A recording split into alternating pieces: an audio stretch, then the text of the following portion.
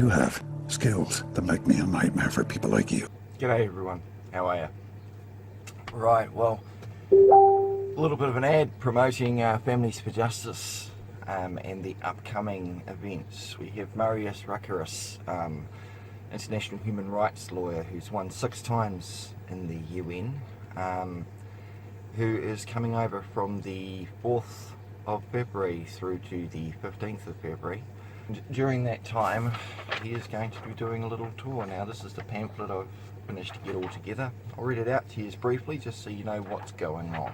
Alright, so 2020 Nobel Peace Prize nominee. Now, he has been nominated for a Peace Prize this year. And international human rights lawyer Marius Reikeras will be in New Zealand for 2 weeks giving talks relating to state abuse of processes with children in state care and help for the families destroyed as a result. Speaking at Waitangi, Auckland, Hamilton, Wellington and possibly Christchurch from the 5th to the 15th of February. At Waitangi, he's going to be up there on the 5th of February. He has a time slot booked at 2 p.m. at the speaking event on the 5th.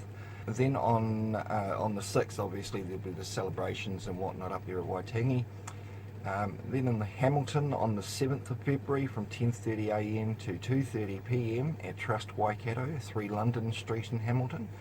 Then on the 8th of February, again in Hamilton from 10 o'clock to 3 o'clock, Western Community Centre in Hyde Avenue. Auckland on the 9th of February, West Auckland. The venue's still getting finalised as far as that one's concerned. Any information that's not available already will be updated on the Family for Justice Facebook page, which is Families for Justice News. So if you go look for Families for Justice News, you'll find the correct Facebook page and all the information and events are listed on there. On Auckland the 10th and 11th of February, there will be from 10 o'clock to 2 o'clock at 9 Karaka Street, Newton. There will be Marius speaking there as well.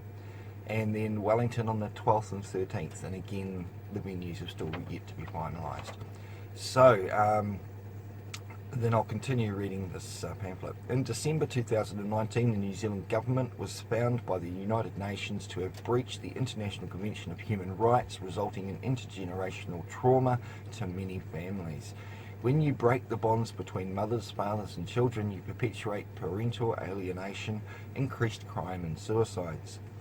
1. The violation of Article 8 of the Convention on Human Rights, stating that everyone has the right to respect in one's private and family life. Not getting much respect at the moment, the way the family courts are just lawlessly destroying families. And it doesn't matter how much you fight in a district court or a family court in the district courts system, you never win. The judges are such cowards, they will never actually, after listening to the evidence, actually judge based on the evidence. In fact, a lot of the time why they don't like you recording court hearings is because if anybody actually heard the evidence given, they'd be wondering what the hell did the judge come up with that decision for. It's only in appellate courts that you actually get some sort of correction in the cowards. 2. Article 9 states the right of children not to be separated from their parents against their wills except in their best interests. How is it in the best interest for a newborn baby who's never even known its mother to be taken off of the mother when the mother's got no criminal history, no records whatsoever? And it's only because perhaps the mother is with the father and the father's got criminal history. That is not justifiable grounds to destroy a family, and it's happening far too often on a weekly basis. Orangatamariki, child health workers, they've got more power than the police, and they're certainly not trained enough or even have a clue on legislation to start enforcing it. None of them are legally trained, so they can't tell you legally what you can and can't do, or enforce legislation without being able to correctly interpret those words for you. They're not legally trained, they cannot interpret it, they think it's English. It ain't. Number 3, the Treaty of Waitangi Article 2 refers to chiefs and the families therefore guaranteeing the bloodline rights affecting individual children, whānau, hapu and iwi.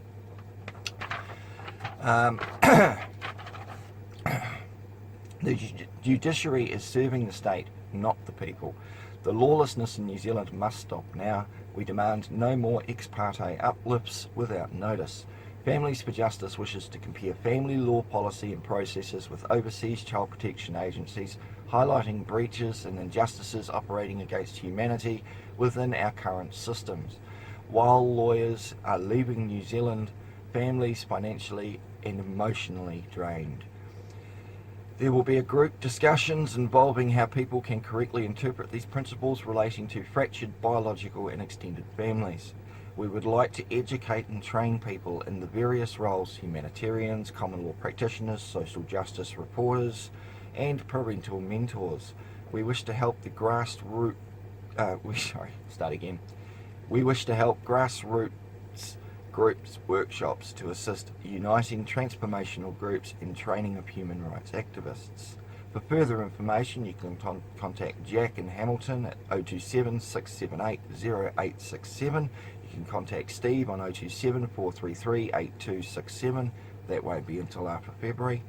You can contact Dawn on 027 570 4946, Phoenix Photography. She's a wonderful woman to talk to. And you can contact Tuta, who's the gentleman down in Hastings, and he's 027 498 1051. So we want to make it as big and as bold as possible. I'm going to be contacting Oranga Tamariki, see if they would like to have a chat, because I'm pretty sure they're scared shitless of Marius coming over here. And there is a lot more to come. I've been absolutely flat out trying to organise everything. And it's just to say it's not been easy. So yeah, anyone that wants to come along, learn about it. I mean, most people go, obviously there's families that need to have their children taken off of them. Yes, there are. There are some extreme cases where children should no way in hell be anywhere near the parents that abuse them. But 99% of the cases, and it doesn't matter what nationality or ethnicity you are, it's happening to everyone in New Zealand. Okay? Doesn't matter if you're a white businessman, doesn't matter if you're one part of the whānau and the Maori people are getting their families destroyed at an increasing and incredible rate. This needs to stop. Okay? I'm one of the lucky ones. I haven't had my family destroyed by child, youth and family. Okay? But unfortunately, almost every person I've spoken to in regards to this stuff has. And there are a lot of damaged, broken people out there that need to get recompense, they need redress, they need shit fixed. So get behind everyone out there, support it, show up to the events as you can and if you can. I'm going to try and be at most of them. I'm going to be driving a lot of people around the place. So yeah, stay in touch. I will post up an itinerary with the bid, just so in the pamphlet I've just read out, so you guys can see what's going on. Alright, key till after school, and I will catch you then. See ya.